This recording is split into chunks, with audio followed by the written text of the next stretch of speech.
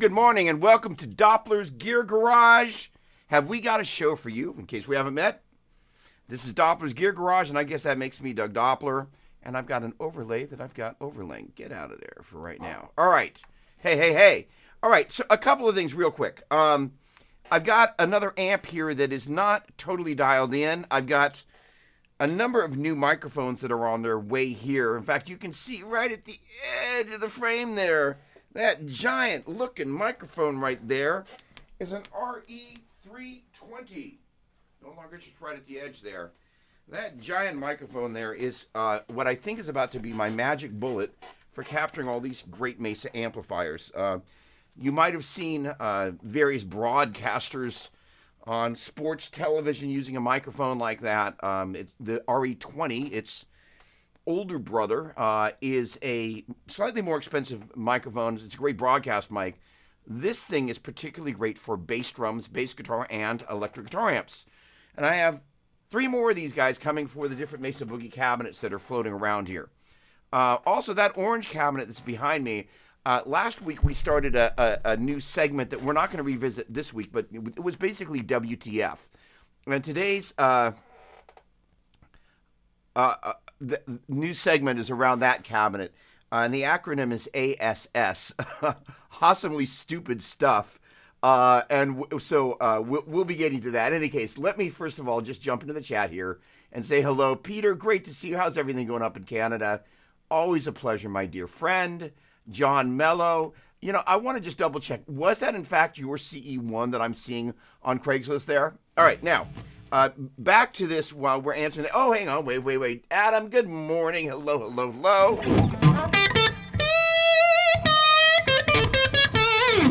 So I don't have the tone as dialed as this amp sounds because I'm still kind of getting the microphones, well, hence why this thing's out here, kind of dialed. So I apologize that I'm not doing this the justice that I should, nor should I have the cables on top.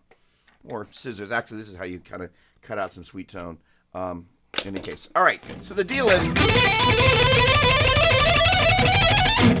I'm probably a little hot in the room. One of the things we're going to be doing in today, Jason Price, what's going on, my man?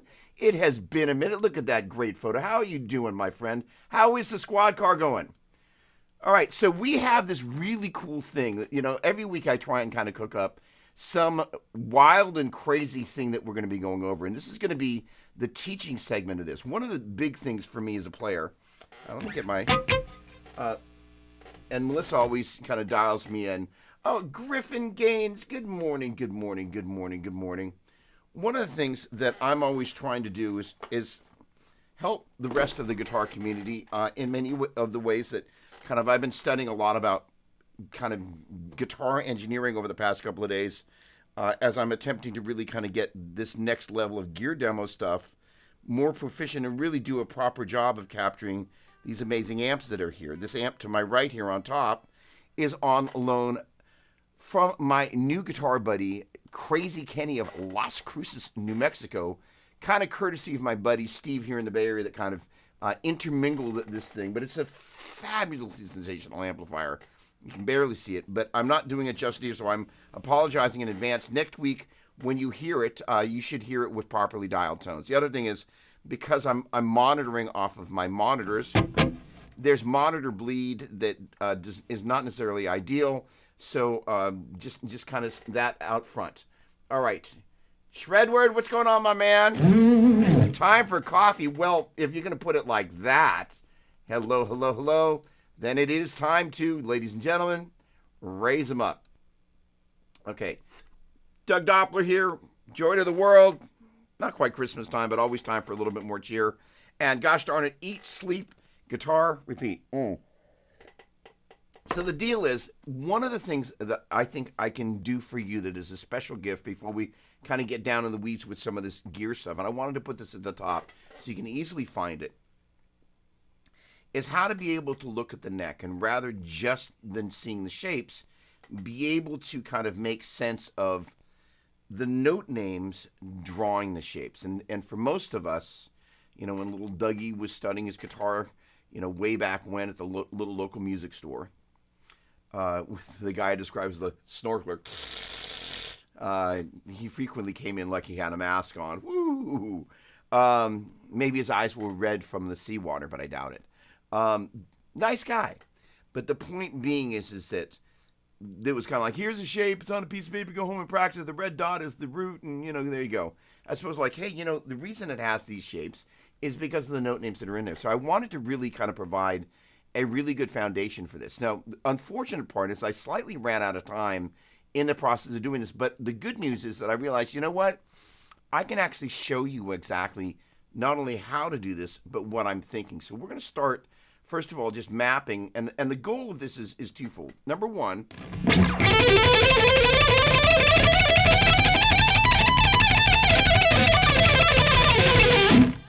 we want to be building our speed. Who doesn't want to play faster? So this exercise is 3-note per string speed exercise A. I'm going to still turn down a little bit here. And it's all about synchronizing the left hand and the right hand. So the idea of... I can hear the booth over there rumbling. The funny thing is, if I turn down my monitors here, you'll be able to hear the amount of volume.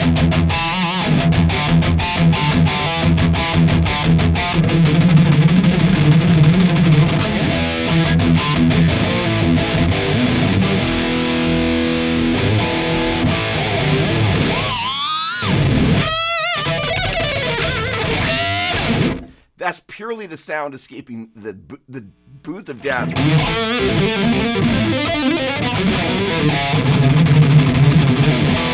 And unfortunately, that provides some rumble through my microphone here. However, I'm going to get a little playback here.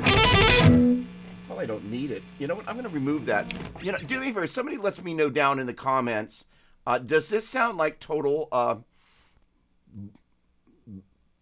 booty? Not good booty, flabby booty. And again, this is the amp through a cabinet in an ISO booth, so all you're hearing is...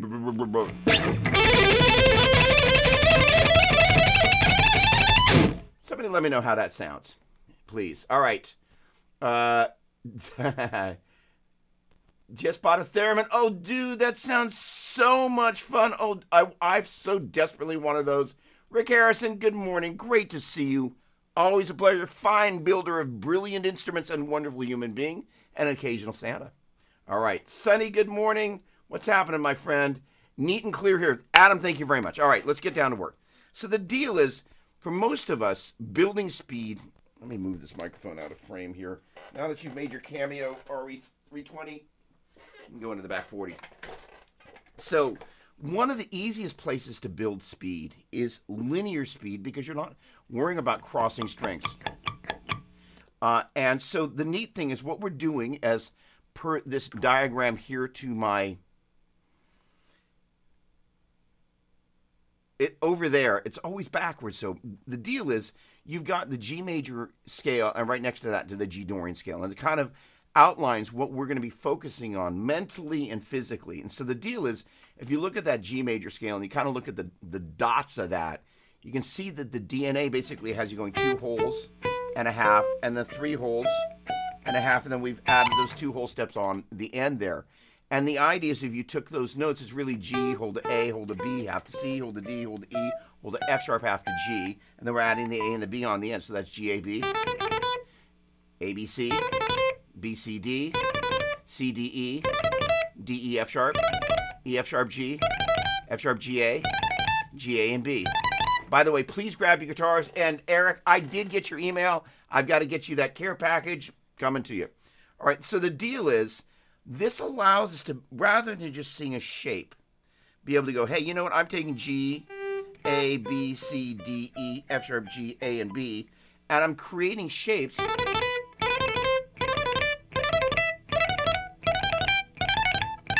because we actually know where those notes are. And to the right of that G major shape there, you're going to see G Dorian. Compared to G major, Dorian, the third note is a flat 3, and the 7 is a flat 7. So where the third note of G major was G, A, B, the third note of Dorian is G, A, B flat. And the 7th note of G major, G, A, B, C, D, E, F sharp, is F sharp. And the 7th note, if I said third, I meant to say 7th note of G major is F sharp. And the flat 7 for Dorian would be an F. So that's why G major goes G, A, B, C, D, E, F sharp, and G. And G Dorian goes G, A, B flat, C, D, E, F, G. Again, 1, 2, 3, 4, 5, 6, 7, 1. 1, 2, flat 3, 4, 5, 6, flat 7, 1. Major A, B, C, D, E, F sharp, G. Dorian A, B flat, C, D, E, F, G. So not only are we taking that G major shape and then being able to use that as a, if you will, an outline.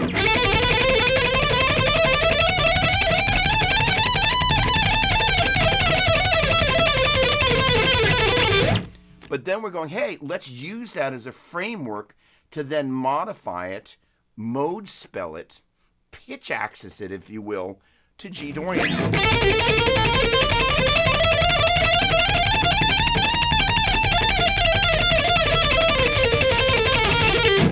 And the beauty of this is, as you're cruising up and down strategically, you're going, hey, I took my G, A, B, C, D, E, F sharp, G, and turned it into a G, A, B flat, C, D, E, F, G. And it means what we're thinking is probably radically different than what most of us have been taught to think.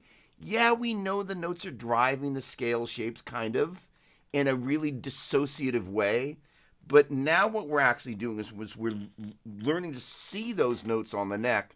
So when you look at the neck, you don't just see a shape. You actually see, for Dorian, G, A, B flat, C, D, E, F, G. And it means as you're motoring around, you're actually aiming for notes rather than aiming for shapes. And that is a radically different approach. So, all right, hang on a second here. Chris, I also have, oh, wait, I missed a conversation about air step here. Hold on a second. And Adam, thanks again. Griffin, I also have an air step from my Tonex. One, it worked great. Isn't exactly MIDI, I don't think. Okay. So basically what the air step does, and I have two of them, it is MIDI via USB. So it is sending MIDI information, but it's doing it through a Wi-Fi interface, if you will. So you don't have to have a cable, hence why it's Wi-Fi, but they're really awesome. I must have missed an earlier comment about that. Why am I not seeing that? In any case. All right, so here's the deal. For those of you that want to play faster, the great thing about all of this is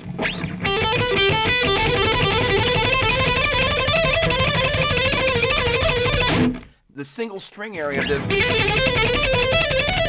you can do all sorts of different permutations. So for those of you that just want to hang out in G major for a minute, you got G, A, B, C, D, E, F sharp, G, and A and B on the end.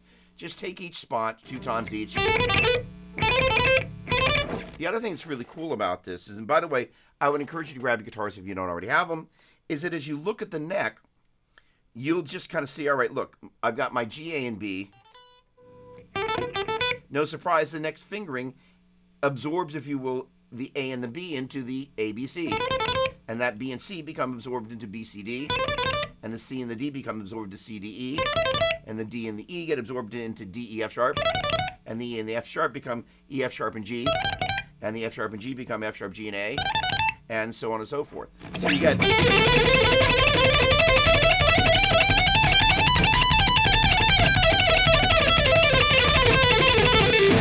Now, the thing about this is that is what I would normally call variation number 3. We're going up low to high as in G, A, B. And we're descending high to low as in C, B, A, B, A, G.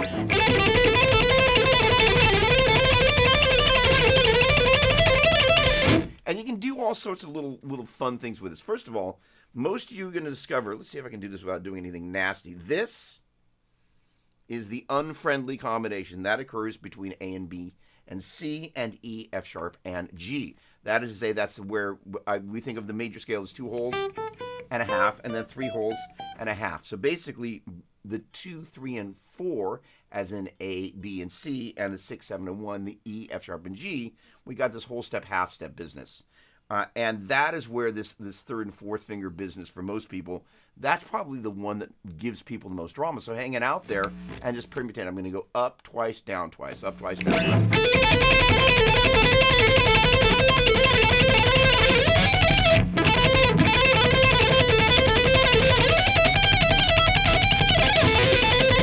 Let's see if I can do that in English.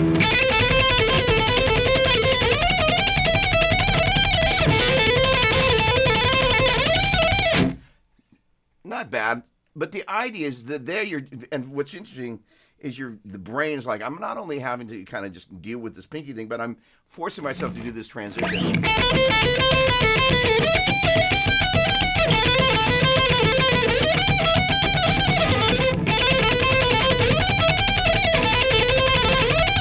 I can go,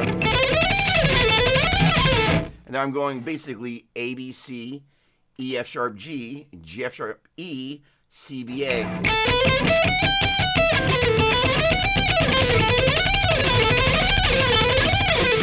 And that's a great way to kind of get used to, because there's enough jumping around, your brain's going to focus like, holy cow, I got to get from there to there, back.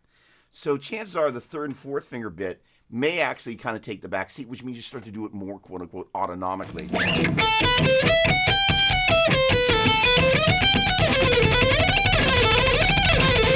And you can also do that sort of thing in thirds.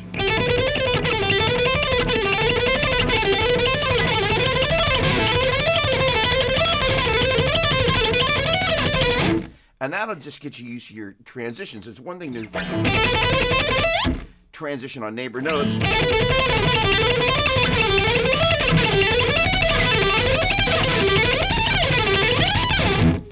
But be able to jump around like that, you're just going to get better at jumping around like that.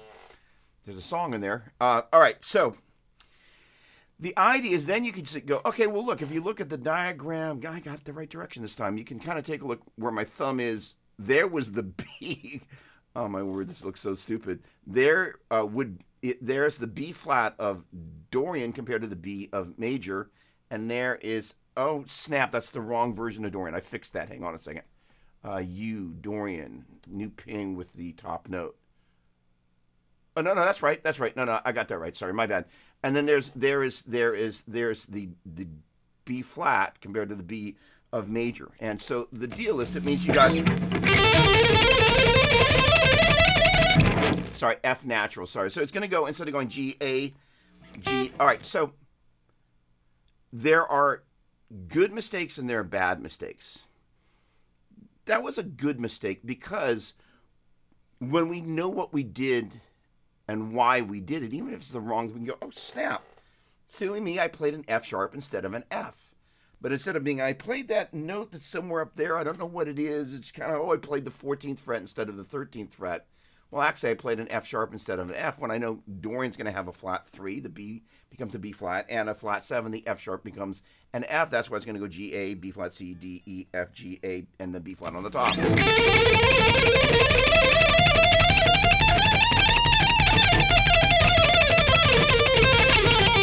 So I would encourage any of you that are feeling like going over that bit of business there, take a screenshot or just come back to this video wherever it lives.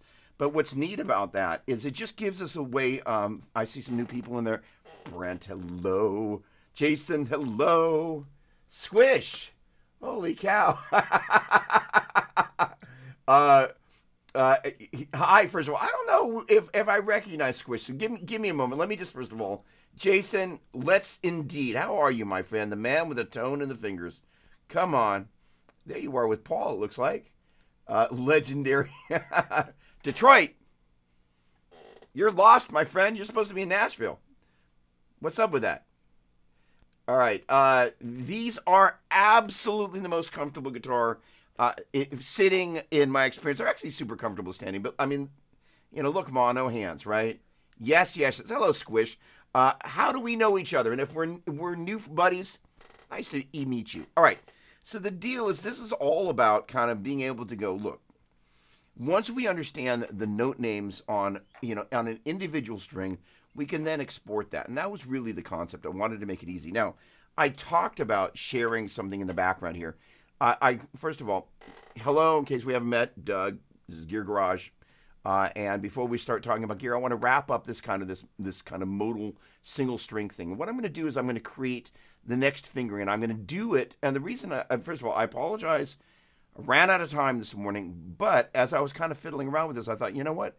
I can actually show you as I'm putting this together what I'm thinking about. So we're going to jump over to an application that you're going to potentially want to know about. And now I'm scrolling this. And this is called ChordPick, and it's ChordPic.com.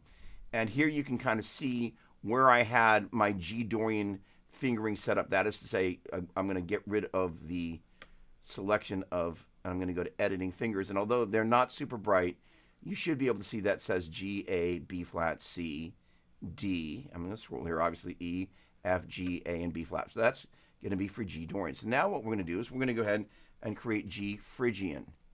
And so the deal is, if I can spell it right, so what we're going to do is, first of all, we are going to, instead of having, all right, so first of all, this is a 1, 2, flat 3, 4, 5, 6, flat 7, 1 compared to the major scale.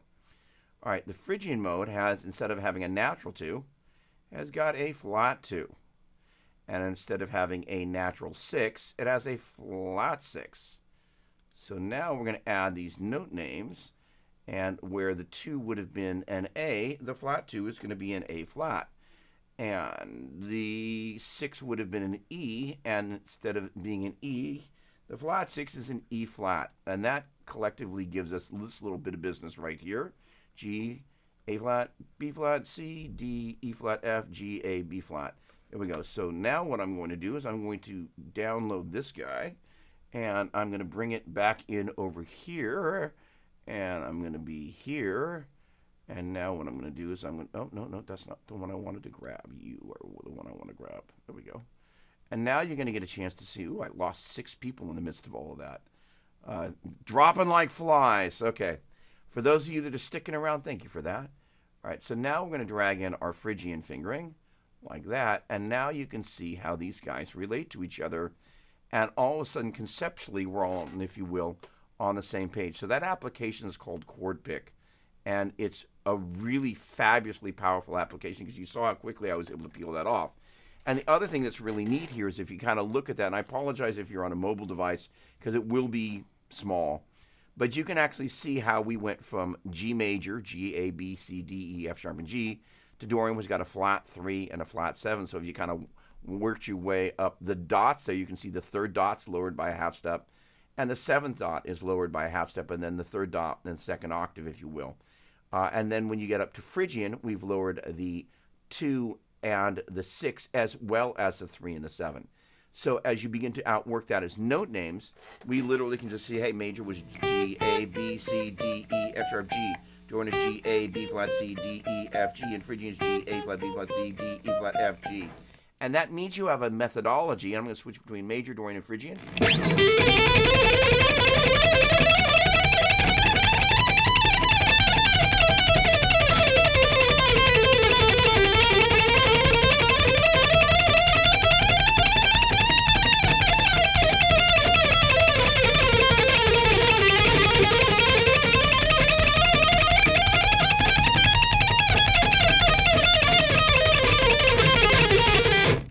That you're not only playing the sound and building your left and your right hand articulation, your synchronization, but you're also actively looking at the neck in a way going like, hey, I'm not just playing, I don't know, minor pentatonic shape and cutting and pasting that.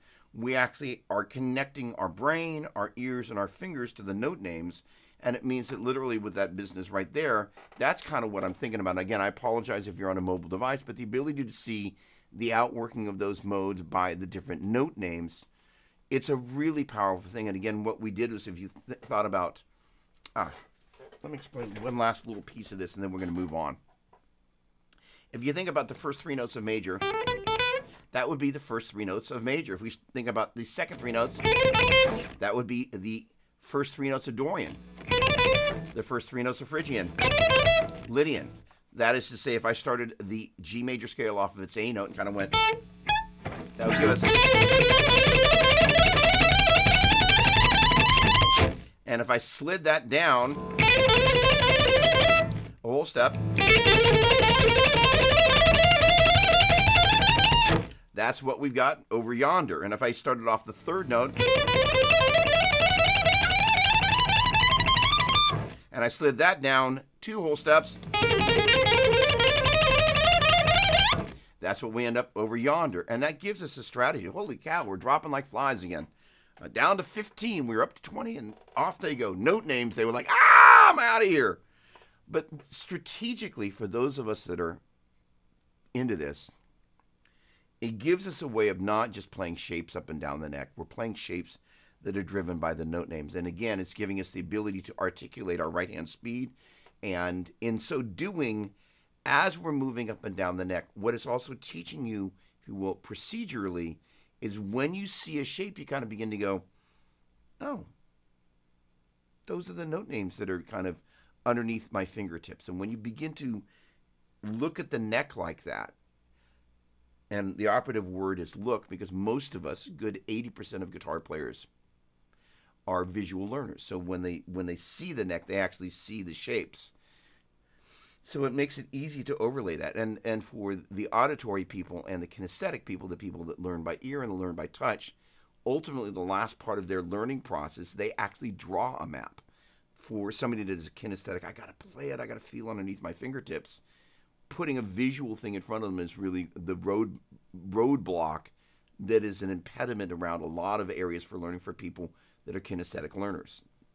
Teachers writing on the chalkboard, and they're like, they're kind of looking at their, binder drawing shapes, because that's not how they absorb information. A lot of teachers don't get that. So for kinesthetic people, though, understanding that at the very end of your process is that you draw the visual, but it's at the end of the, like, I've mapped this out with my fingers, now I see that on the neck. So we all kind of ultimately get there. Ditto with the got to play it by ear. There's nothing wrong with that. We end up with that. So we're able to think about these things marrying one another. We're able to take this, and the note names aren't just kind of some bizarre thing. They're actually something that's really not working. So also the idea is what we're doing is we're saying, hey, the major scale is 1 hold to 2 hold to 3 after 4 hold to 5 hold to 6 hold to 7 after 1, which you would think of just as 1 2 3 4 5 6 7 1. Dorian's got a flat 3 and a flat 7. 1 2 flat 3 4 5 6 flat 7 1. And in turn, in terms of note names, that takes us from our G A B C D E F sharp G to our G A B flat C D E F G.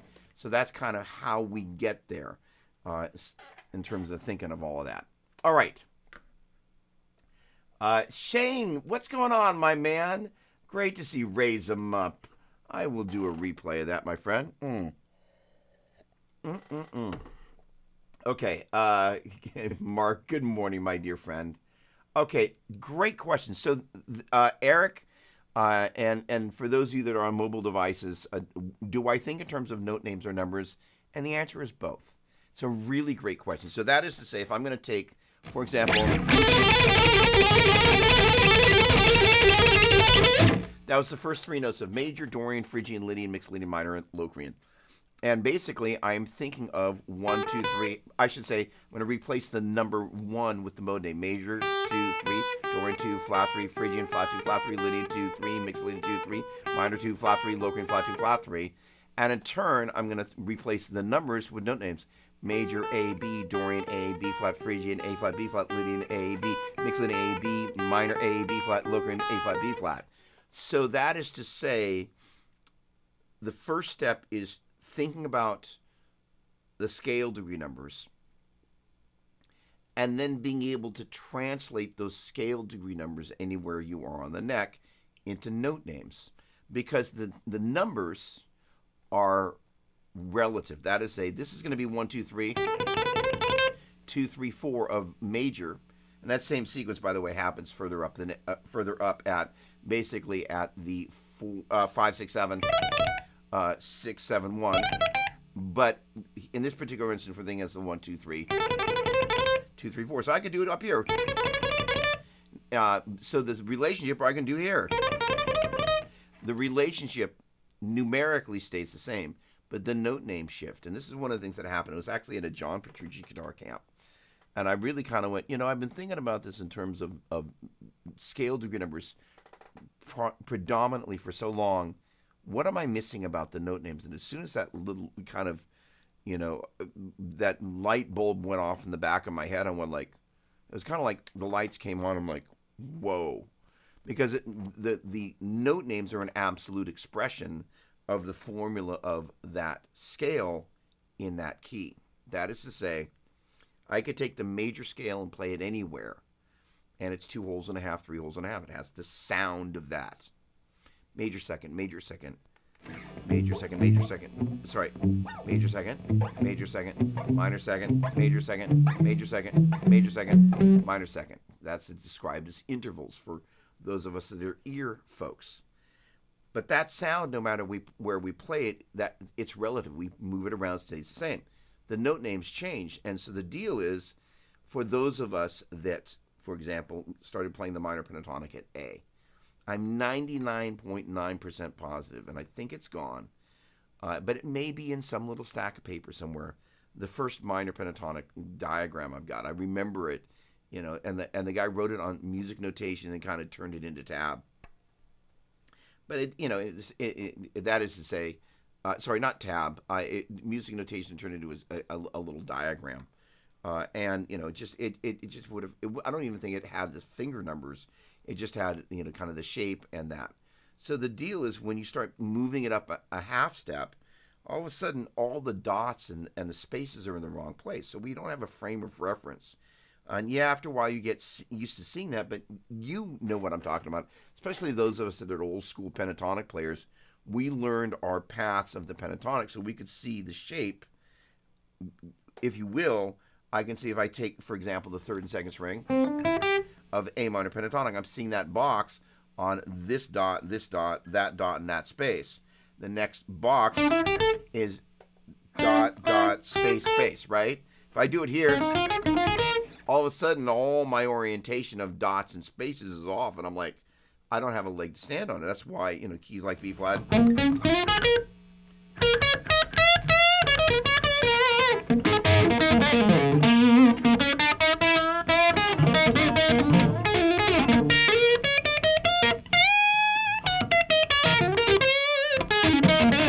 are initially foreign until we go, you know what? B flat, D flat, E flat, F, sorry, B flat, D flat, E flat, F, A flat, B flat. And you're like, that wasn't that hard. It's only 5 notes. And arguably, that B flat, if I can find my B flat,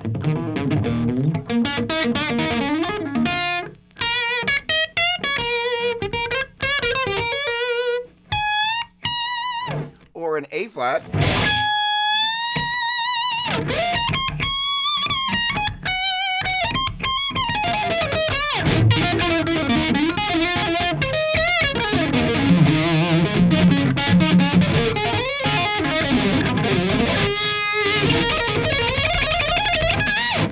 all of a sudden, because I know the notes,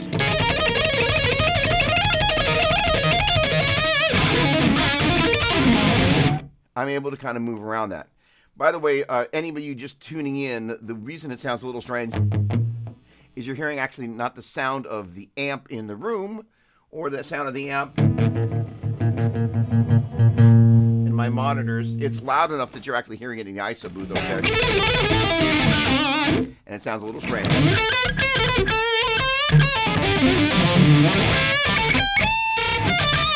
Which is to say, it's so loud you can hear it in this isolation booth.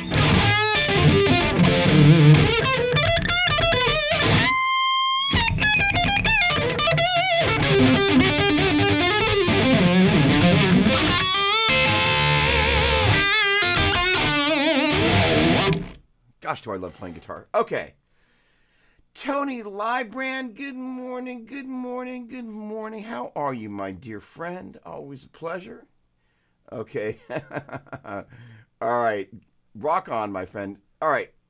So let's get to the next bit of our day here. Let's get back to this little bit of business. All right. I hope that's a help to someone there. And again, that was chordpick.com. It's just flipping an amazing resource that I use all the time. Play a 12 bar, huh? I might be inclined. Memes by me.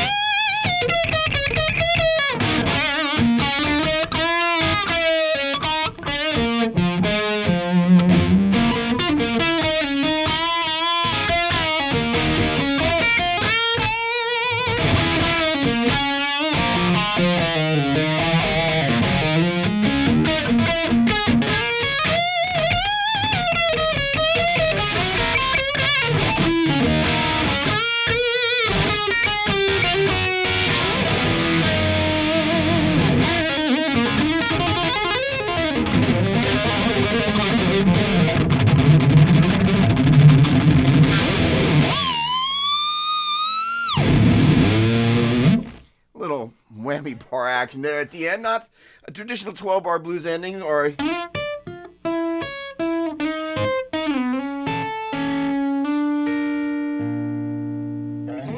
All right, there's something a little more appropriate. Awesome. Well, that was a nice left turn. Thanks for that.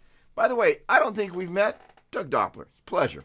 And for those of you that are hiding in the background, lurking around, make yourself known. Ask a question. Let me see what I can do to make your guitar experience better. All right. My dearest buddy, Chris Alexander, always sends through some great questions. So,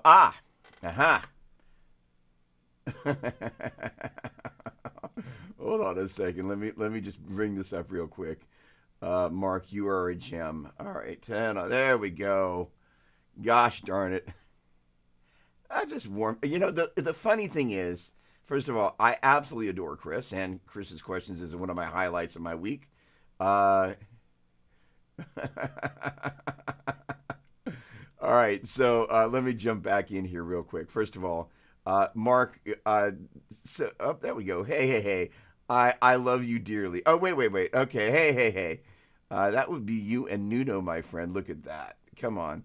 What a great tone you got in your hands there, my friend. Sean, hello. 12-bar blues. You weren't expecting that. All right, so here's the deal. Great to see you guys. What's happening is a very strange, as my wife would say, a circuitous route. What's happening, that's really, really short version. For those of you who don't know, in addition to being a live streaming on a Saturday morning kind of guy, I'm in the midst of working on both a vocal album and an instrumental album.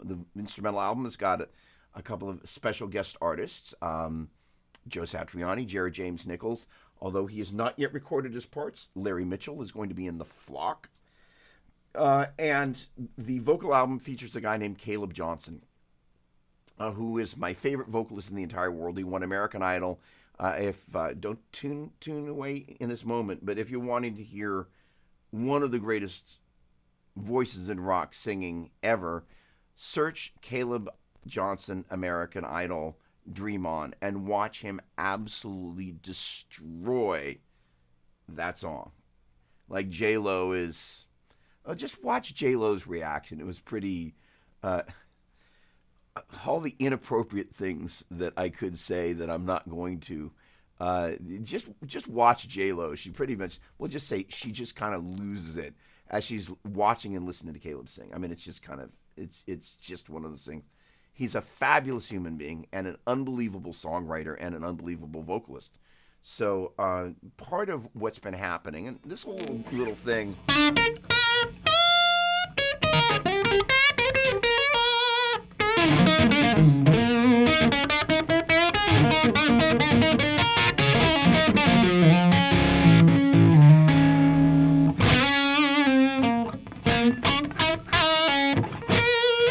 There's a certain point that as a musician, you feel ready to do something.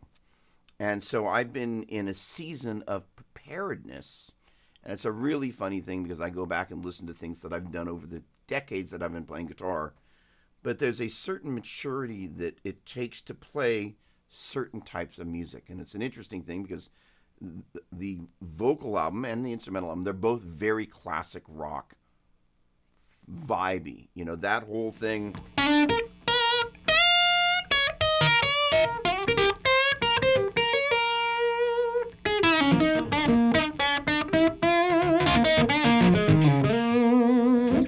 It's, you know, and it's about 3.5 years ago I bought that guitar right there.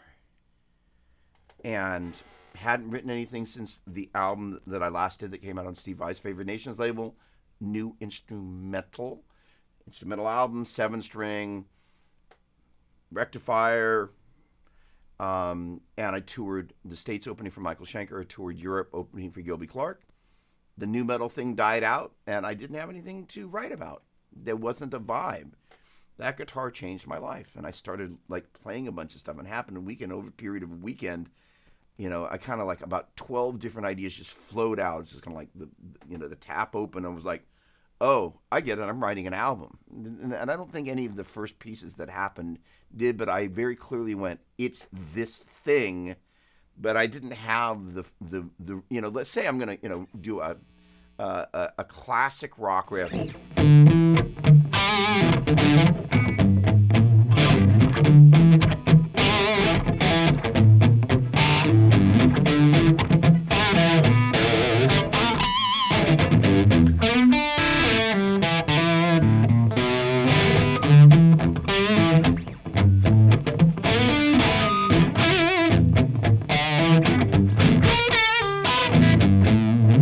That type of or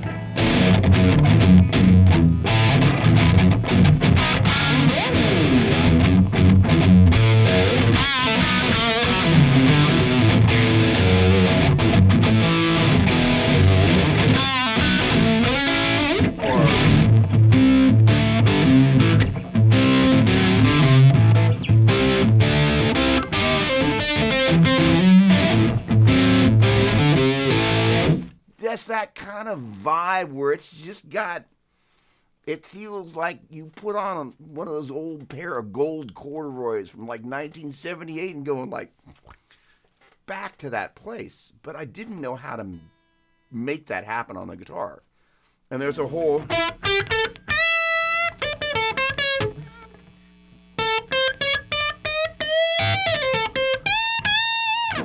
dude that kind of had to evolve. So I've been kind of figuring that out.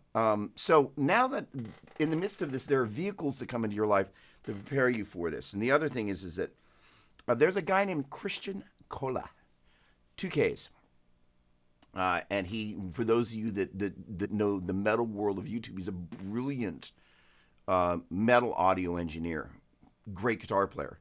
So I'm about to dive headfirst into this series of courses that he has online. It's going to be $300. And I'm gonna reach out to him. I know him a little bit, and see if he has an affiliate link. Because my guess is if he doesn't have one, he will think about it, and I will be sharing that here.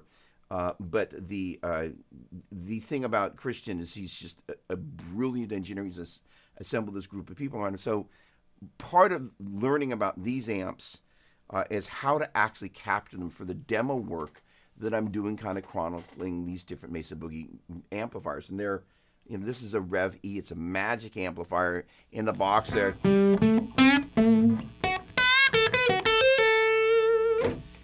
It probably sounds like an amp in a box on the other side of the room coming through a mic suspended in the air, which is not necessarily...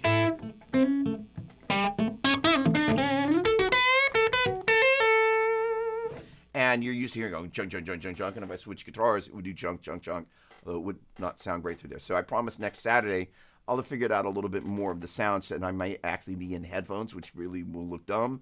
And then, especially if I picked up one of those mics, I'd look like one of those broadcaster dudes. But the idea is really being able to capture. It's one of the things for me. All of us know this feeling for the most part. We've got the sound of our amp in the room, and we go to put a microphone. It's like, that doesn't sound like my amp. And so I'm really on a mission to figure out how I can take my engineering skills to the point where I can do that. Now, that helps me build my social media presence. Connects me with an audience of people that are like-minded in Boogie and Gibsonville, not limited to, but... And in turn, as I'm kind of working on the Instagram side of things, more of these little kind of Dougism.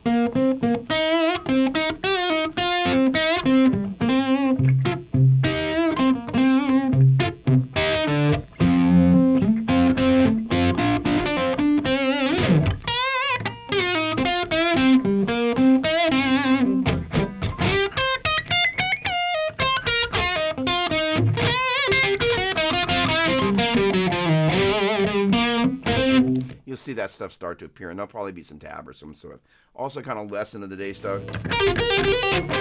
Up. And kind of that little area.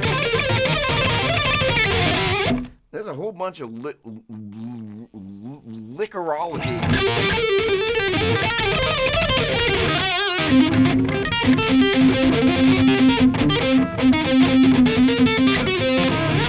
Inside there.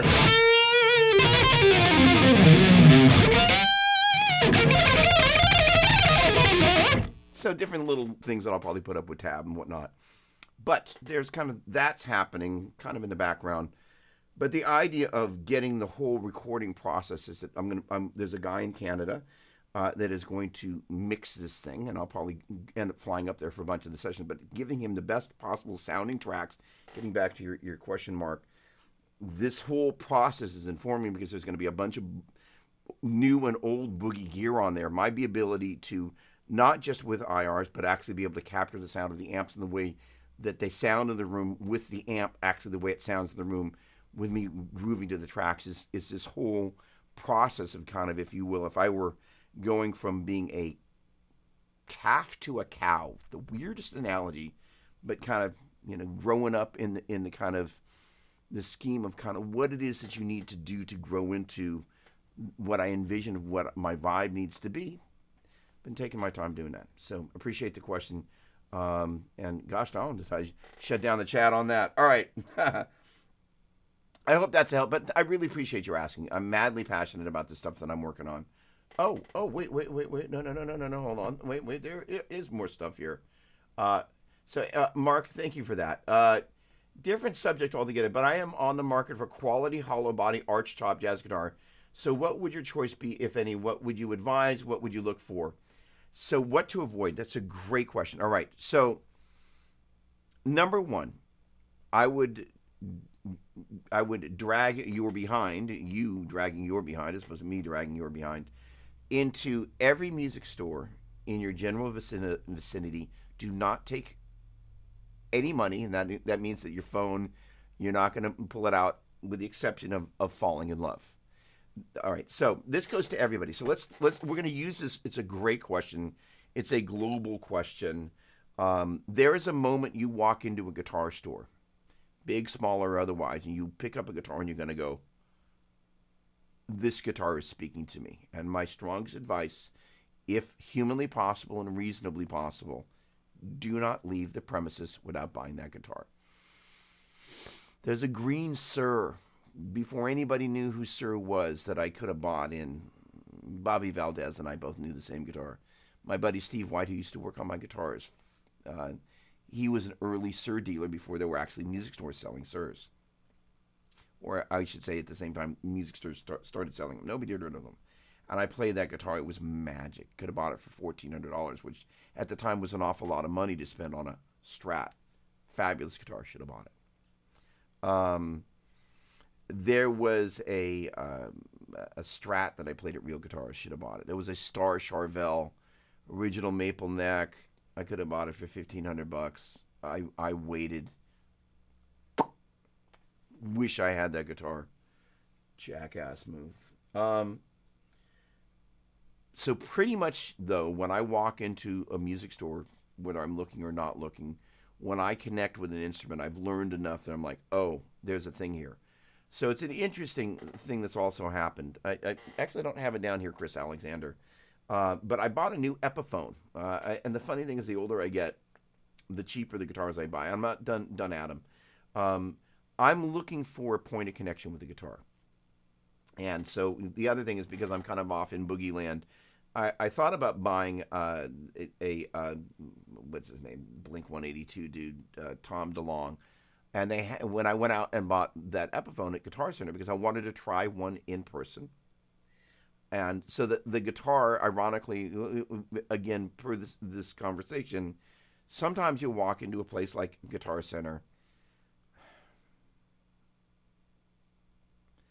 and it just seems like nobody cares. They kind of cared, but the overall vibe of I'm proud to work here and this is the greatest place to work is about, that's a 10, it's about a 3. It's just a job, it's just a gig. And every so often you run into somebody in that organization that really cares, which is great. It happens. But the point being is, you pick up the guitar and I'm like, okay, and literally I'm sitting there, I'm adjusting the height of the bridge as I'm playing the guitar. I'm like, okay. And this is no fault of Epiphone. When a guitar gets shipped, things move around a little bit. It changes, climates and all of that stuff. So the guitar just needed a little bit of just adjustment, which it should have gotten when I got into the store. It didn't. And I was like, oh, okay, hang on a second. And then I kind of did a little bit of tweaking with the bridge. I'm like, oh, okay.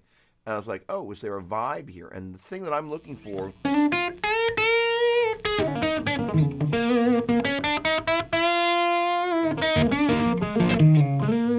And there are a couple of different Dougs that exist.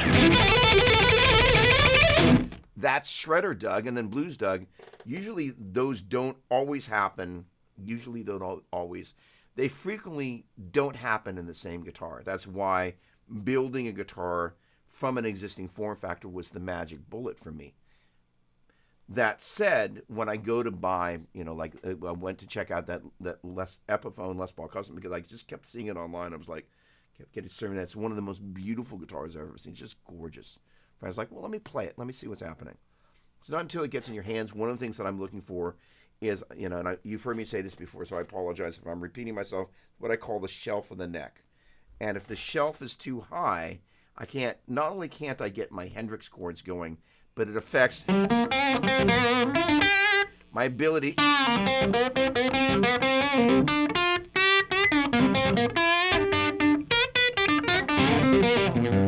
those notes. Kind of thing about developing a quote-unquote style is sooner or later you just start moving your hands around and you're no longer really thinking about the notes. They just kind of come out. It's literally when I'm kind of relatively practiced up, I just kind of pick up and I start playing. I'm not thinking about what I'm doing. That's what we all want, right? We just want to pick it up and play it and not just play the same crap we played yesterday again today. But the point being is if the shape of the neck is wrong, I'm fighting the instrument to do what I want to do. So, Adam, I would, first of all, and this is the other thing, is I walk into a guitar store, and I don't care who you are, there's a degree of self-consciousness, and there's also that first moment as you're getting to know a guitar through a little practice amp, you're like, oh, I'm going to have to kind of figure this out, and so there's all this stuff happening. So I would suggest if you're looking for, an arch top, this is absolutely the wrong instrument. But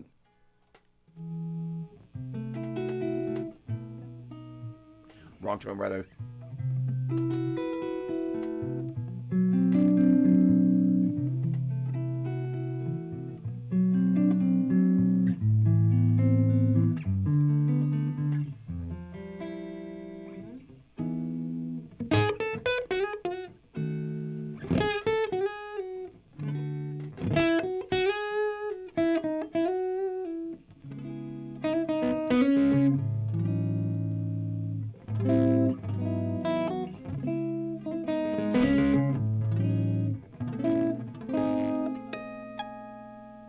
Have a couple of things up your sleeve ready to play. So you just walk in and if you will, imagine you're test driving a car and go, all right, I'm going to go down a straightaway. I'm going to see the acceleration. I'm going to see how it is in the turns. I'm going to look for blind spots when you get on the freeway, right? All the things you're going to look for. So as you play certain types of things that would be indicative of what you would play on that instrument, you find out if it works. So I went in to Guitar Center. Actually, I'm going to tell the story. It's worth telling. Because I was with this stuff, I've been toying with the idea of buying one of the Tom DeLonge guitars. They're made in Mexico. Most of the Fender made in Mexico stuff is actually really good. Picked up the guitar. Felt inherently cheap. It was one of the cheapest feeling guitars I've ever played. But a funny thing is that there was a tone in that guitar, and I purposely played it through a Line 6 Catalyst CX, which is an amp that I know I can plug a guitar in and make something cool happen for me in Doug world. And so at a certain point, I'm like, I kind of hate the cheap feel of this neck, and anytime you bent more than a whole step on the high E string above the 15th fret, it fretted out. It's kind of the same thing for the second string, but I'm like, I might be able to fix this. And I'm like, this funny thing is like, I basically bought it to do, Tom on the boogie stuff for boogie demos. So there's reasons in boogie world why I would have done that. But the guitar started talking to me, and I'm like, there's a thing with this. So to your point, or to our point, Adam, or anybody, you're waiting to see if the instrument starts telling you, go, hey, you can go here on me. And one of the reasons, these different guitars, They're here is each one does something a little bit different. Frequently, when I find that there's something that each one of them does differently that I want to be able to replicate in case I'm in a touring situation, I will build a second one. So the other one of these is off at Gary Brower's, getting the back routed so it's going to actually have a floating Floyd. This guitar I affectionately call Stallion, and it has its mate. And so when there's guitars, and just same with the Epiphone Les Pauls, the standards that is, when I find a guitar, I'm like, this is a guitar that I'm going to live in a certain place with, and I need to replicate that.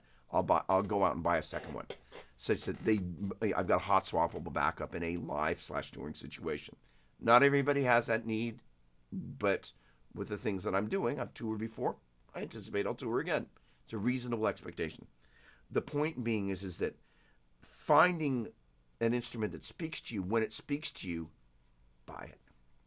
Having some things that are in your bag of tricks, buy it. So the Tom DeLonge guitar, I was like, man, this is the crappiest feeling neck of probably any guitar that I've played in the past 5 years.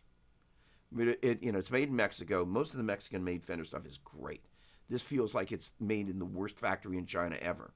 In fact, I will go so far as to say my guess is it's always possible that neck was made in China and sent to Mexico to be constructed. It just felt like the Fender.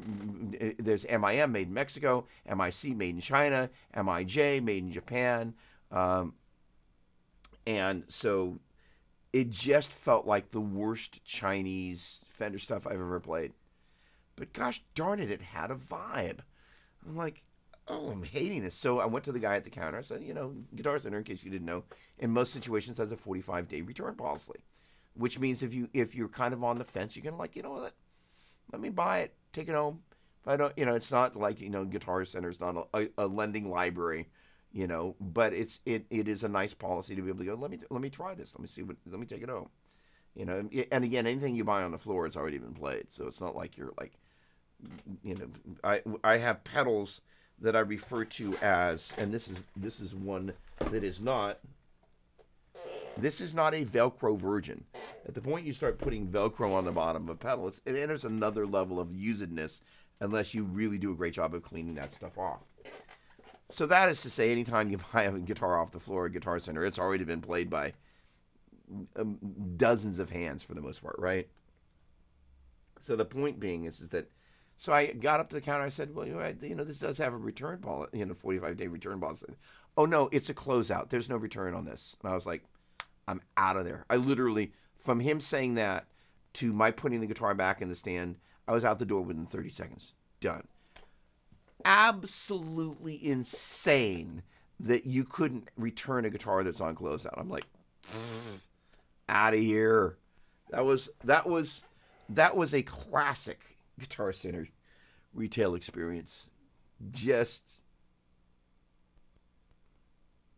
because the crazy thing is, if they'd given me the ability to return it, chances are we'd have been able to figure out what was happening on the top couple of strings there, and I would have kept the guitar. It's just stupid. That thing will be there 6 months from now. All right. So that is to say, Adam,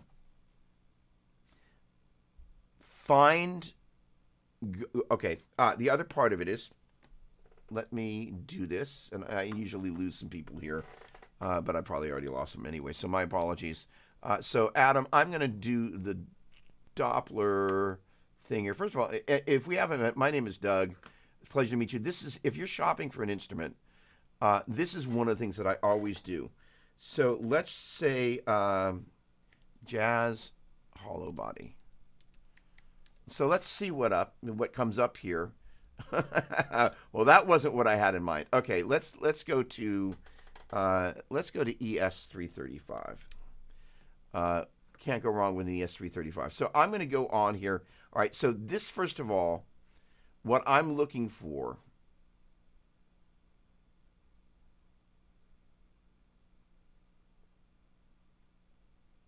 is not silence. Let me get to the bottom of the page here. All right. First of all, take a look at that.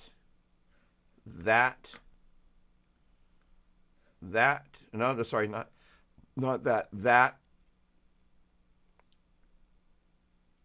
that, that, that, that, that. Almost every single one of these has got 5-star reviews. Those are from actual buying, paying customers. So that means that people are loving these guitars, and the exceptions to the rule are we've got this guy here that's got 4. We've got this one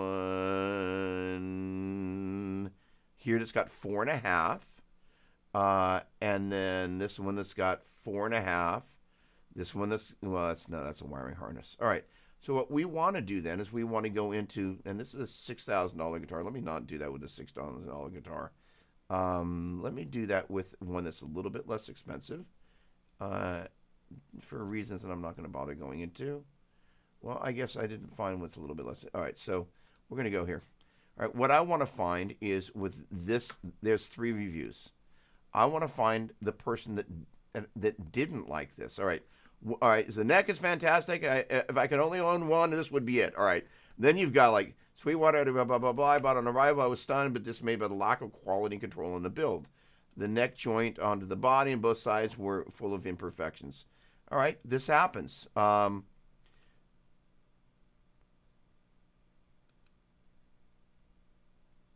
Interesting. My experience with Gibson has been phenomenal. I'm a Gibson endorser. All right, now here's the interesting thing. The one right above it, from a quality control and design perspective, it is an amazing production level guitar. What's also interesting is I'm looking for dates. March 8th, February 8th. So something happened with this guitar. This is not a quality control problem at Gibson. This is a quality control problem at Sweetwater.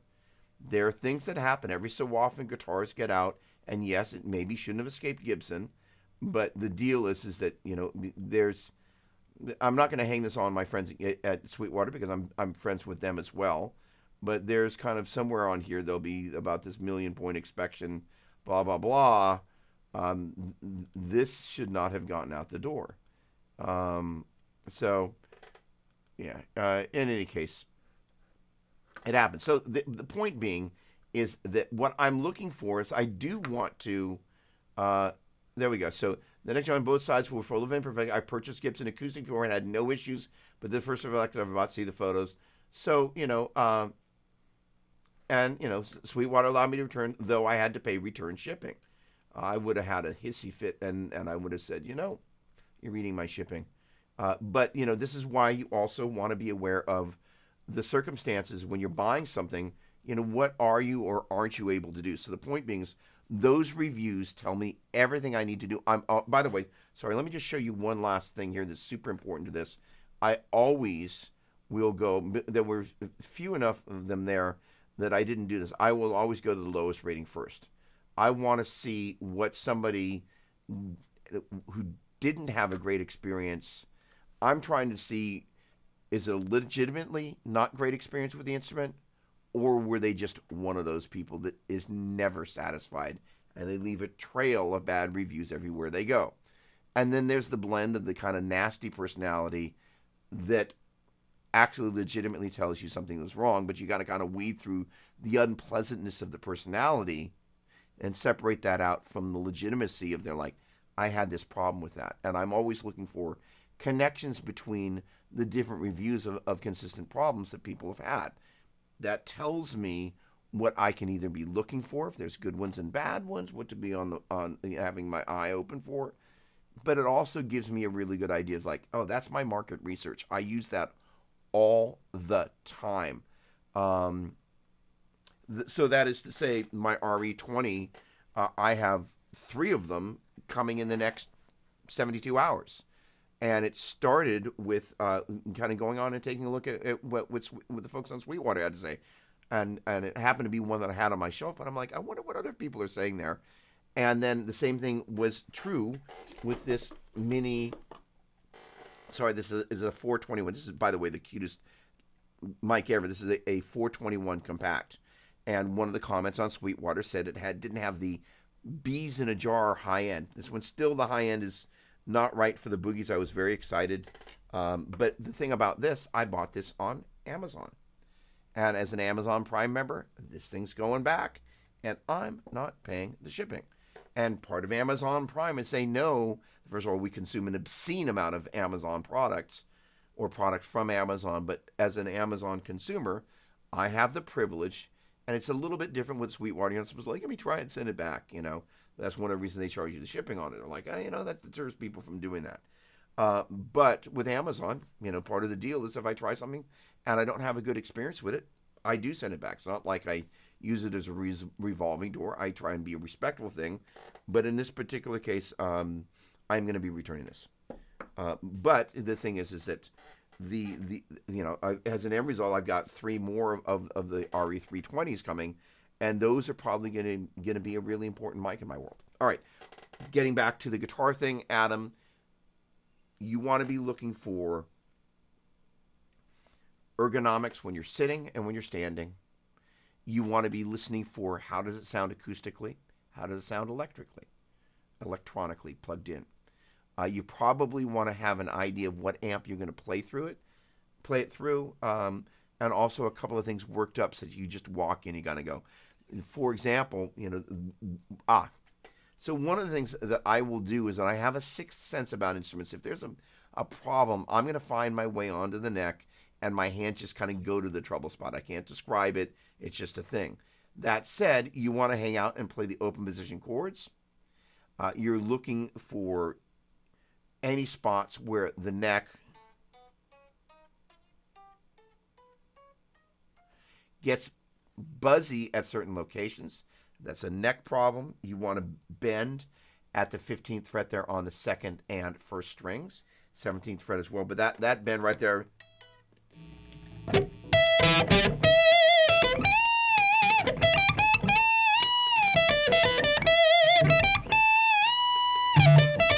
So that's basically that's that major third bend.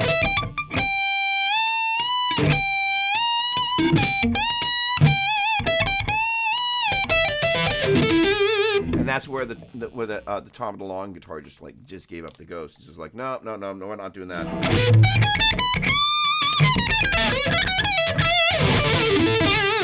And again, as I'm motoring around, if I find the neck's kind of fighting me, the other thing is that, and it's a subtle thing, but it's a really important thing.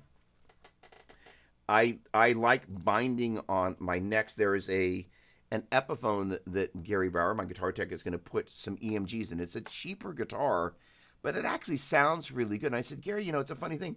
It doesn't have a bound neck, but I don't mind the feeling of it. And he was like, actually, Doug, it does have a bound neck. It's actually bound with a piece of wood on the outside of the fingerboard. And I was too stupid or too blind to be able to see that. And I was like, oh, dude. So the point being is that the feeling of the neck, the edge of the neck, the frets, all of those things are super important. Way down the rabbit trail we went with joy. I hope that was a help, my friend. Great question. Hang on a second here. Caleb was burning with TSO. My friend's son, Alex Preston, finished third behind Caleb. Oh, that's awesome. That's killer. Way to go. I bet Alex can sing. Way to go. That's so cool. Awesome. I'm actually 14. Just saw your stream. Thanks for doing my request. I've subscribed. I hope I can learn a lot from your channel. But I got one last request. Can you jam on what's so funny? A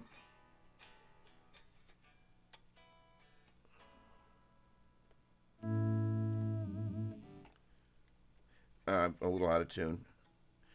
Layla, first of all, so for those of you who haven't seen, Layla, incredible story that I didn't know. There's a great documentary on Eric Clapton. I think it's on Netflix, and I think it's Life in 12 Bars, and it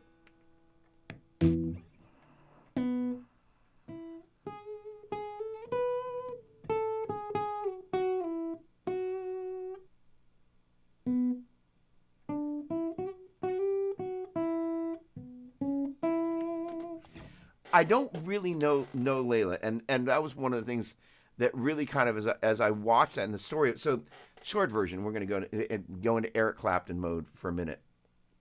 You saw me bastardizing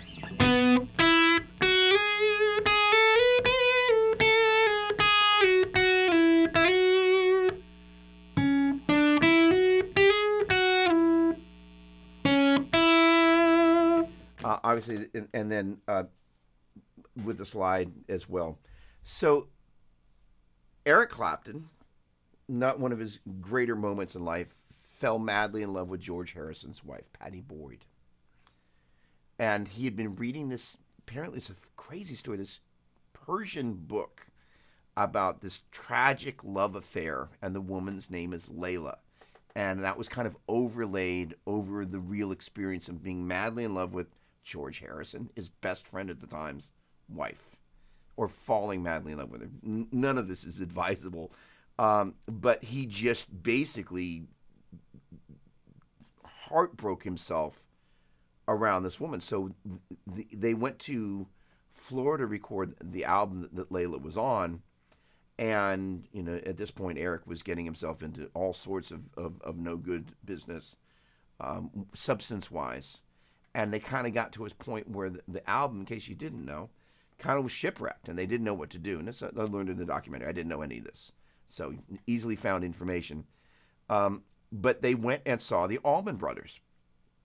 And so basically the whole thing of that song, when the song being revived, they went in and played that song, and it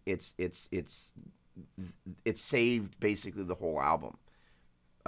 And Eric went back to England. Patty still wouldn't have him, and he went into this dark, terrible thing for a couple of years, and then just kind of ended up a real mess for a number of years until he got clean and sober.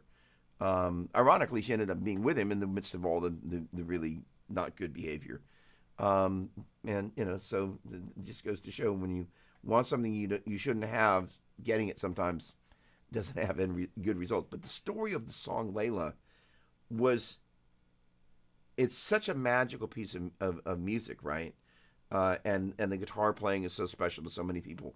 So I will endeavor to learn that properly. So if you come back, memes, hit me up. That is on my to-do list. How's that sound? And it's just such a gorgeous and iconic piece of music. And it's got a really nice modulation inside there as well. Cheers. Nice to meet you. All right. Facts. My local one is filled with employees who act like they would rather be anywhere else. We're talking about Guitar Center, ladies and gentlemen. All right. I needed an archtop to play in Midtown cover band. I ended up with a Gibson 339. Those are great guitars. Smaller body than 335. Fits my Irish hands. Epiphone version is under $600. The other thing is, I'm a mad Craigslister, to a fault, sort of. But that's another place to be able to, to reasonably, if you find an instrument that sounds like it fits what you're looking for, and you want to have the opportunity to play it before you buy it. It's a great thing. Thank you, Sean. Nandini. Oh, hold on.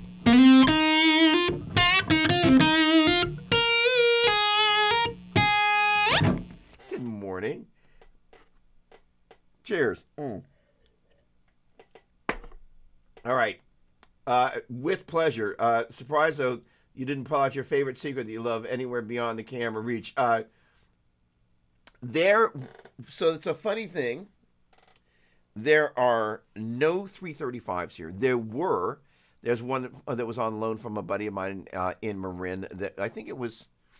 No, that was his. Another buddy had one of Joe's old guitars. No, that was one of Joe's old guitars. I had a 335 that I bought. And I finally, and it sounded good, but not great. Thank you. Sometimes there may be a model that you're like, it's the right model, but that guitar just isn't right. So the funny thing is that the Epiphone Les Paul Custom that I mentioned to you the other day, that I mentioned previous weekend, and I also mentioned I went and adjusted the bridge and kind of brought it home, and actually got me. I actually pulled the truss rod cover and just kind of. I don't normally do neck adjustments. In fact, I've never done my own neck adjustments ever before. But I was like, you know what? I got to see if I can make this thing work. And I got the guitar to a place. I'm like, oh, I love this. Really, really very happy. And I'm like, I also conquered my fear of like, truss rod. Oh no, that's and I just kind of went, fine, get over it, get over yourself, and get on with it. But I played the other one that they had in the back room that they replaced the one that I bought with, and the one that I got was markedly better. And kind of in the back of my mind, I was like, oh, first of all, this one's got some magic to it. I wouldn't have bought it if it didn't. It actually has a lot of magic to it, but that's what I'm looking for.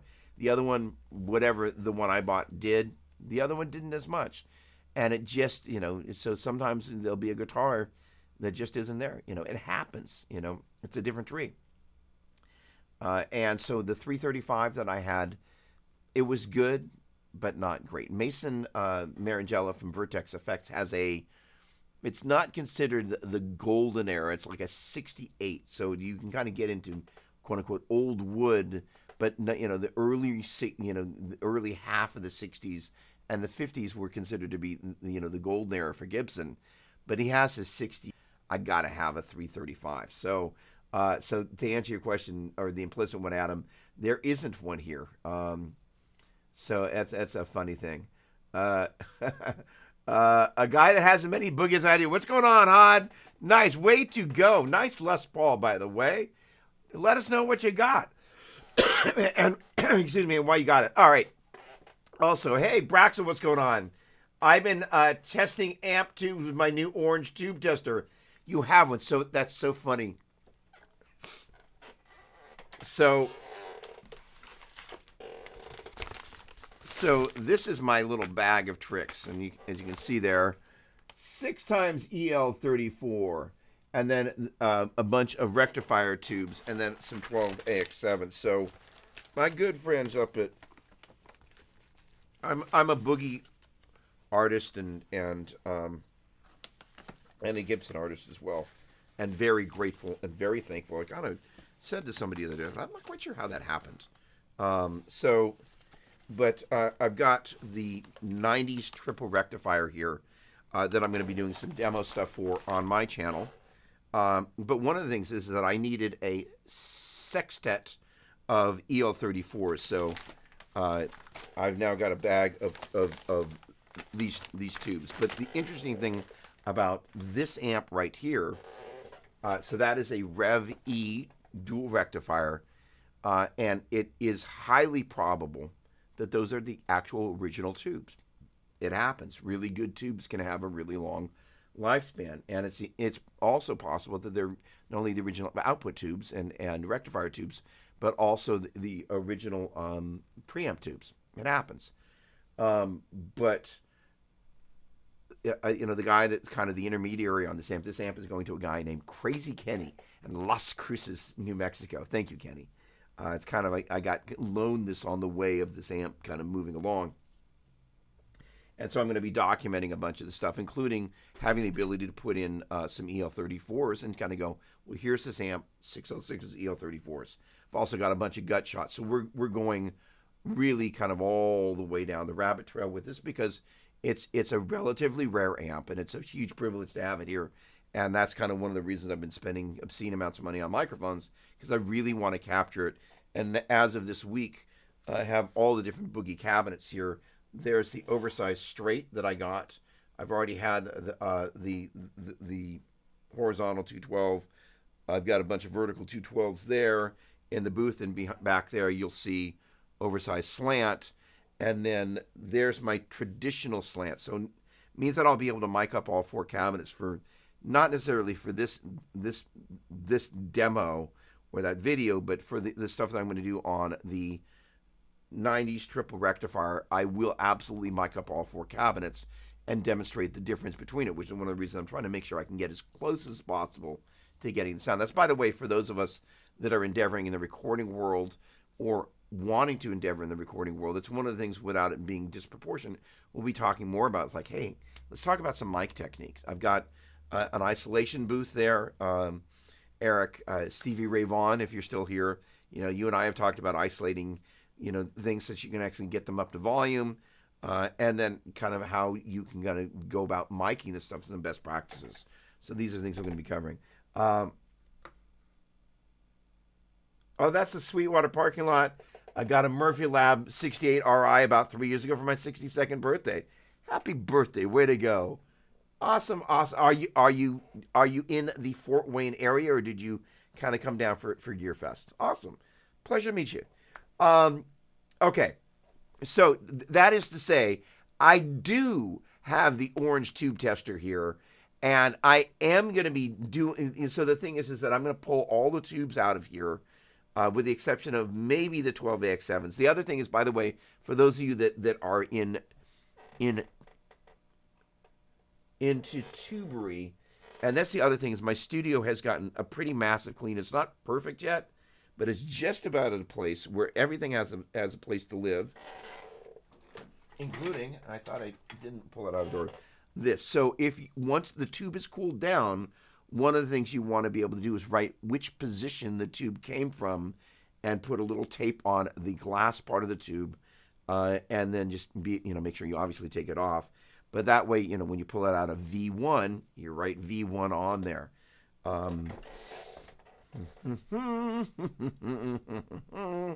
And most companies, there we go, will provide a chart like this. Where are you, baby? There we go.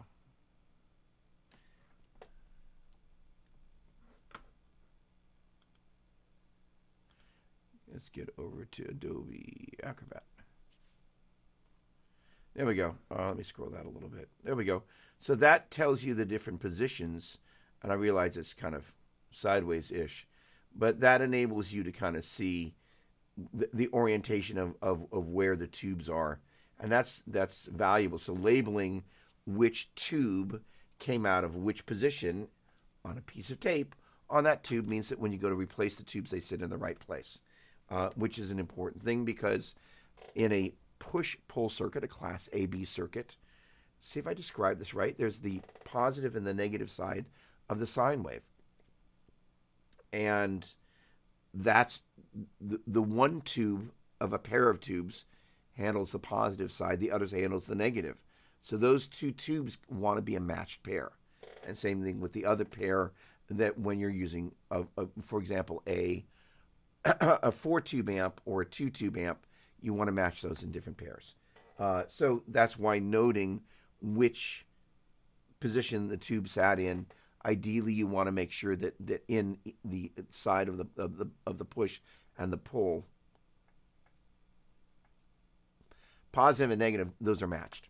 All right. In any case, Michigan an hour away, so down there. Way too much. First of all, those of you that haven't been to the Sweetwater campus, is flipping gorgeous. They've got a huge music store, and it's awesome. My family, although not me personally, by the way, do you have a first name? HOD. My family is from Michigan. I spent many a summer's night in Michigan, and I have a lot of fond memories. Benton Harbor. And St. Joe and Berrien Springs is kind of where I spent a lot of time. So pleasure to meet you. Those were good times, my friend. All right. Hey, okay. So, Doug, I see you got a pedal board on that stand. I have someone, I have the same one thanks to you. What size and make of the pedal board? All right. First of all, a couple of things. In my studio clean, I ran across my bungee. And yes, and I love my rolly cart. This is one of the grooviest things ever. Let's see, I probably have something that I've wrapped around the bottom of this, so I can't pull it out. So generally, this thing fits on the top of there. This is the Pedal Train Novo 24. But one of the things that I will now do is this, where I bungee pedal board. Actually, I'm going to do it more here to the stand because it wanted to move around a little bit, as you saw a minute ago. Now it's in place. And so what's great about this thing is just like, it's especially for like gear demoing and, for a Saturday morning, it means you got all this. By the way, for all you rectifier lunatics, I've never really been a drive into the front end of the amplifier guy until I became a drive into the front end of the amplifier guy. So the triple rec demo that's kind of in process. I started off with just 4 drives. It's like, well, let's try 4 drives.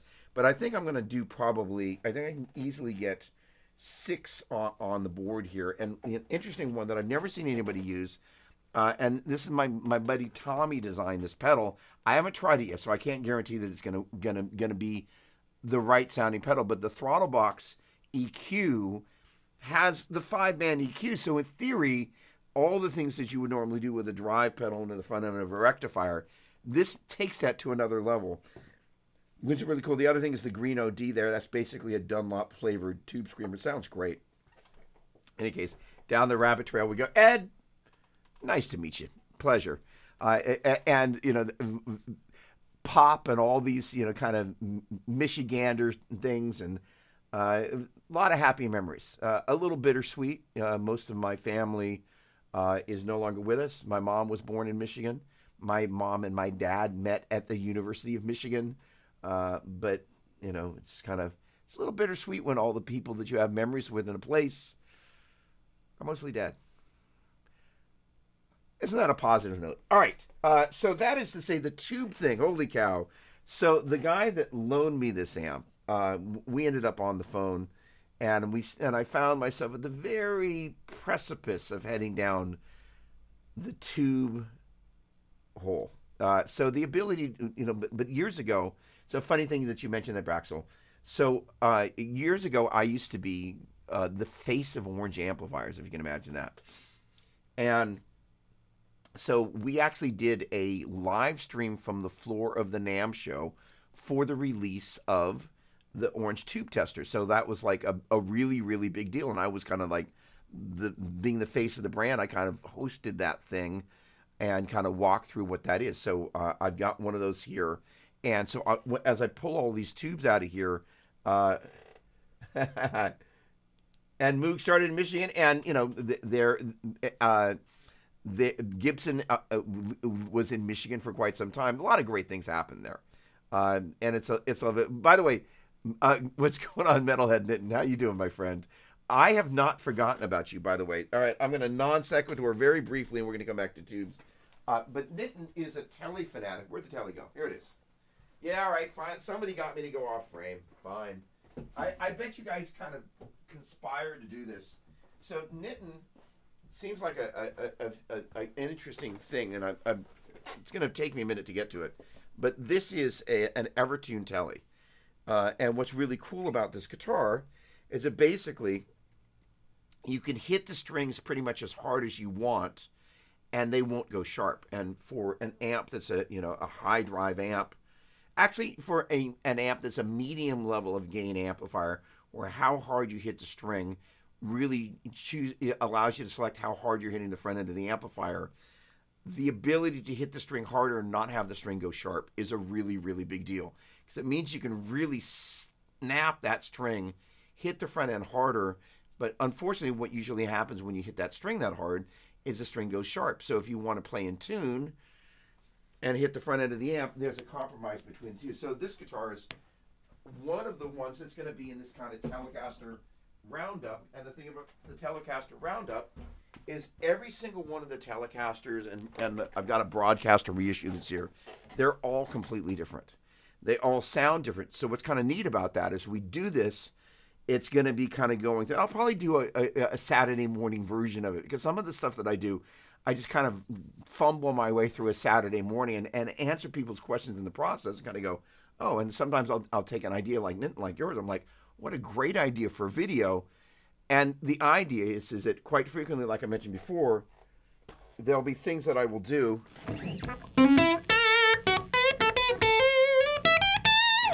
This guitar, although the pickup configuration on the other Flying V is different, they're really similar sounding instruments, in spite of the fact that the bridge pickups are kind of markedly different. This is a hum canceling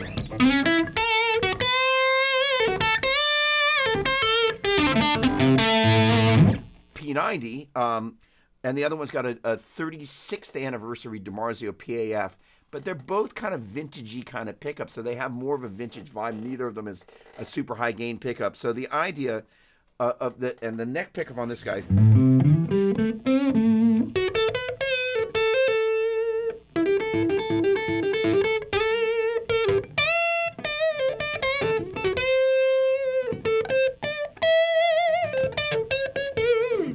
got a nice kind of, ooh, that pot.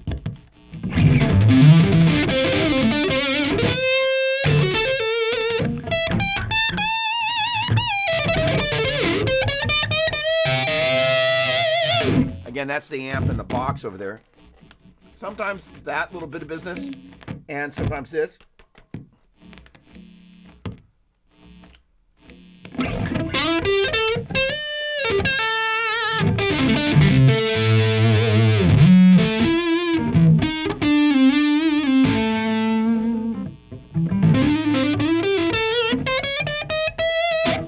This bad pot. This guitar and the other one are very, very similar tonally. So they, so when I find something that I really like, I'll try and buy it a hot second if it's something I'm going to play on stage and need a hot swappable backup. But each of the Telecasters that I've got here, they're totally different, including some kind of Stellacasters guitars that are half Strat and half Tele. Is there one that's easy to get to? No. So they're all so different, and so this is one of the crazy things. They're all Telecasters, or except for the Stellacasters, and they're just really, really different. I'm going down the tube rabbit hole right now. Way to go! Virtual high five on that. So what are you tweaking on in particular? What are you chopping on? So for those of you that have not yet gone down the tube rabbit trail. First of all, an amp like this, one of the great things about the rectifiers is that you have the ability to be able to put in either 6L6s or EL34s, with the exception of a 6V6, which is what's in a deluxe reverb. These are kind of in the bigger amplifiers, the most common tubes. Generally, EL34 is the British side of the pond, and the 6L6 is on this side. And I've discovered in a video, I don't remember who said this, but I think it was Randall Smith. The reason that the Brits started putting the EL34s in there was the 6L6s were just so expensive on the other side of the pond in England that they just started putting the EL34s in there, and they just used them. And the EL34 is generally a tighter sound, but it's also a little bit less full in the bottom end. So and each one has its own characteristics that are both really cool. So the orange tube tester allows you to put in not only to test to see the validity of the tube, but also the strength of the tube. And so it allows you to kind of go, how hot is this particular tube, which is really cool. But boy, you can go way down the drain. Dueling uncontrollably at that television. You do have it bad. And it's actually a really cool guitar. Do I have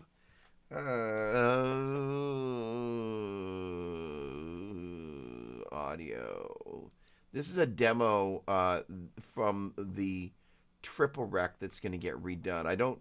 I didn't quite get to. I did a first batch of demos with it. This one is one. I think it should play, and I think there will be some bleed through my studio monitors. There it bounces. There we go. Where's my telly? Holy cow! Date created. There we go. Why the hell? Ah, okay. Then it's not playing internally. Let me make sure it's not playing internally. Checking my metering. Good. Okay. Well, that means it's going to play through the speakers. That's not what I want either. Well, all right. Whatever. No. That's not what I want. Where's my telly? Come on, telly. Where are you? No.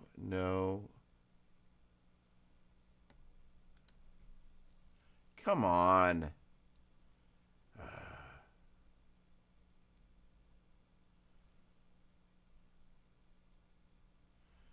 All right, it's absolutely hiding from me.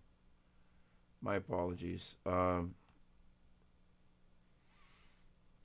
All right, I'm too stubborn and too stupid.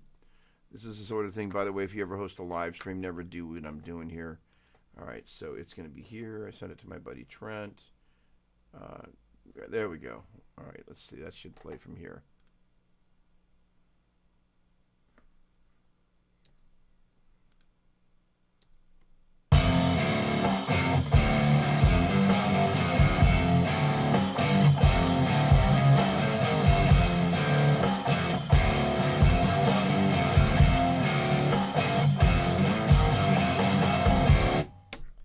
That's going to be a really cool demo. So that guitar, and I basically keep it in drop D, so I can't really play that. But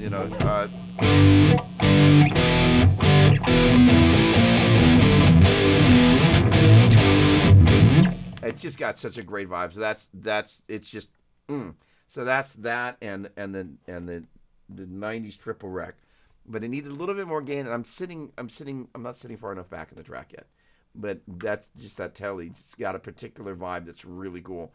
I'm also going to try and do kind of the kind of that Rage Against the Machine, right? Vibe in the neck position. That guitar's got a really cool sound. So there you have it. All right. Gosh darn it. Let me find my comments again. Window comments. All right. Oh, there we go. I just got some Electro-Harmonix 6V6 GT for my Rev 740, rating 14 on a tube. Oh, by the way, I take it you've got a spreadsheet going with this stuff. There we go. I made a computer log file with all my tubes and date ratings, and I marked all the tube boxes with codes that will go with the file on my computer. I love you, bro. Tested over 50 tubes so far. Oh, holy cow! Oh, that's inspiration right there. Come on. All right. Gosh darn it. All right. So hang on a second. So I got to Chris's questions and then kind of bailed. All right. Older amps had 2-prong power cords. Do you ever have amps change to 3-prong? Does it affect the tone? Here's the thing. There's a bunch of things that sometimes you're like, I don't necessarily know, right? I mean, the ability to properly ground an amplifier, first of all, where it will affect your tone is that if you've got very interesting thing is that I've been comparing the different revisions of the rectifiers. The earlier ones actually had a polarity switch, and so it meant that sometimes if you're plugged into a certain outlet, and or you've got some piece of gear that's also powered off the wall, you can flip the polarity switch and it won't buzz. Roland JC120, the early versions of that had a 3-way toggle. Middle position is off, and then it flips the polarity on that. The other advantage of the polarity is that you can go up to a microphone without holding the strings, and if you've got your guitar plugged in, the amp's on, you'll see a spark arc between the microphone and your guitar. The disadvantage of not using the guitar to do that is if you're going to go to do some BVs and you get too close to the mic, that spark will come the ground between your hand and the guitar and the microphone. That spark will arc across your lip. Somebody out there, Sean Varley, am I talking to you? And you'll get a shock on your lip. It is not a pleasant experience. That was kind of one of the things I would always test with the JC120. You'd flip that, and I'd always go back and test it, but that problem would go away.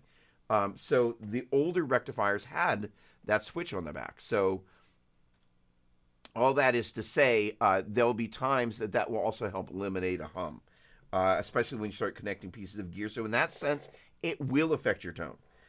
Do I have quick tips for getting notes when sweeping? I'm not going to do the sweeping thing today, but that is going to be coming. 2, what is the best cabinet wood? And does cabinet covering Tolex change or affect the tone? Great question. So first of all, if you look at the early Van Halen, there's a photo of them in the room at what I believe is Sunset Sound. Van Halen, Sunset Sound. And it's kind of one particular photo that I'm thinking of. Let me get to images. There we go. So, let me go to, there we go. Let me get a bigger version of that photo going. So, open image, a new tab. Let's get you here. There we go. So, in this photo, you can see that Edward, no, we're not looking for that. We're looking for Google Chrome. And we're looking for, what tab is this called?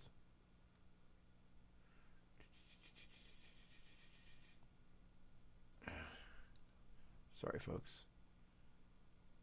All right, you're going to be called Reddit? Is that what you are? My apologies. I realize you're looking at the wrong thing here. You're going to be Reddit? There we go. So in this photo, you can see that Edward has torn all the Tolex off of his cabinets. My guess is it absolutely makes sense.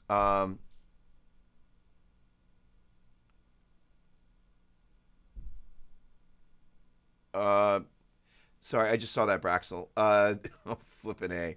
I hate stuff like that.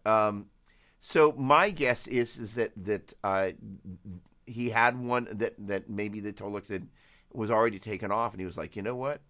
I flippin' love the way this sounds. Eric, great to see you. Thanks so much. Always a pleasure, my friend. So the point being is that I think the Tolex will make a difference. I also think the grill cloth makes a difference, and I think all these things make a subtle difference. At volume, does the audience hear any of that stuff? No. Do we, in the minutiae of it, think it matters? Yeah, and if we think it matters, once you got that seed planted, you just got to roll with it. All right. A quad of 6v6 and somehow one drop tube. All right, so the bad news is this would be my suggestion would be like I would treat them like I would first of all test all. Here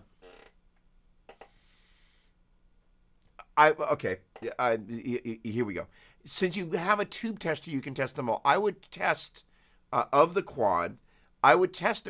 First of all, you've got the ratings already, so they're already in there. Are they in fact really a matched quad? And how much variation is there? And there's a little bit of subtlety difference between them. And then pick the best two and keep the other one as a hot swappable backup, because every so often, for reasons unbeknownst to man and animals alike, tubes fail. And so it means that if one of those goes south, you have a hot swappable backup, or you can also potentially find a mate for that tube because you have a tube tester. And you kind of go, hey, this is a value that I have. But yeah, that would be heartbreaking. I had my own little studio disaster yesterday.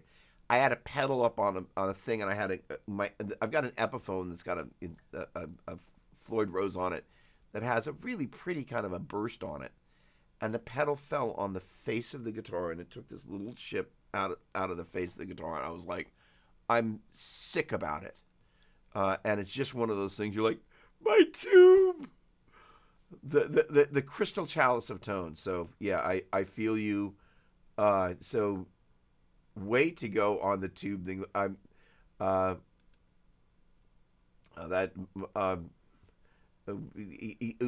do? You cry. And then, but again, the thing is, since you have the values recorded, keep it as a spare.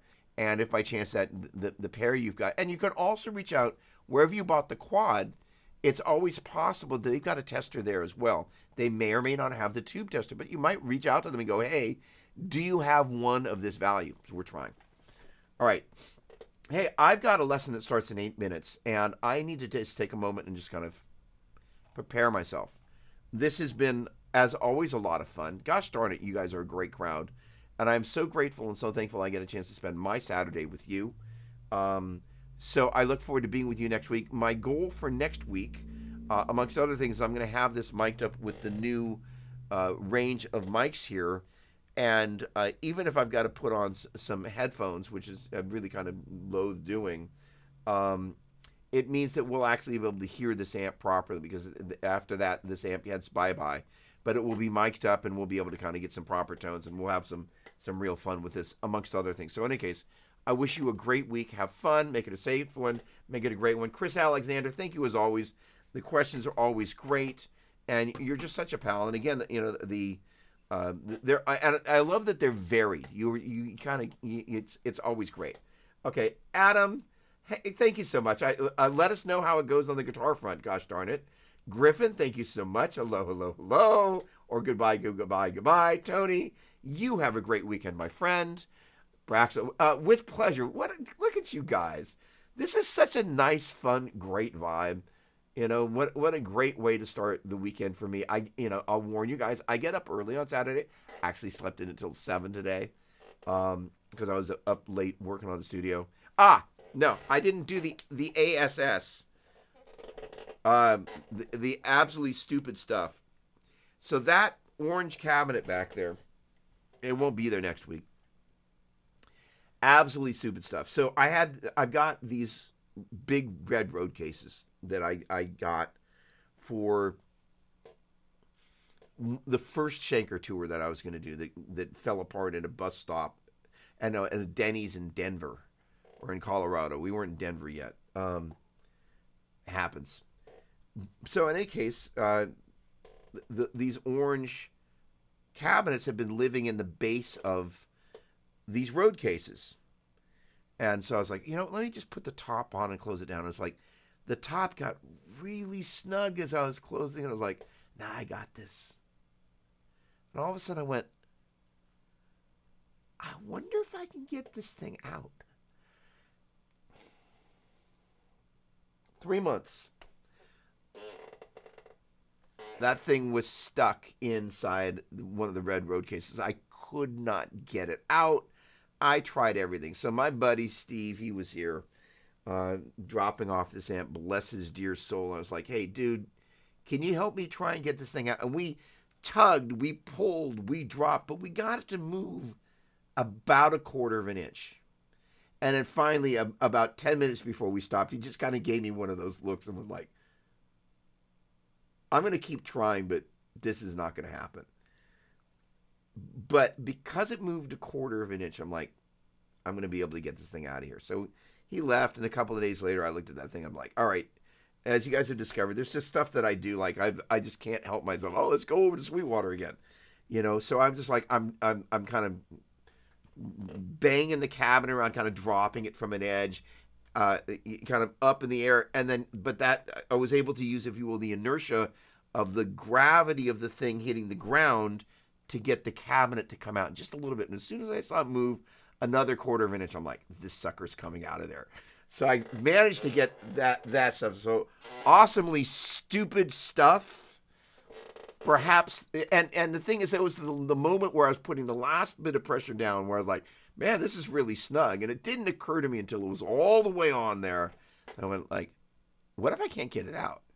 So suffice to say, before you stick a cabinet in a road case that was not necessarily made for it, measure first, and don't be an ASS like me.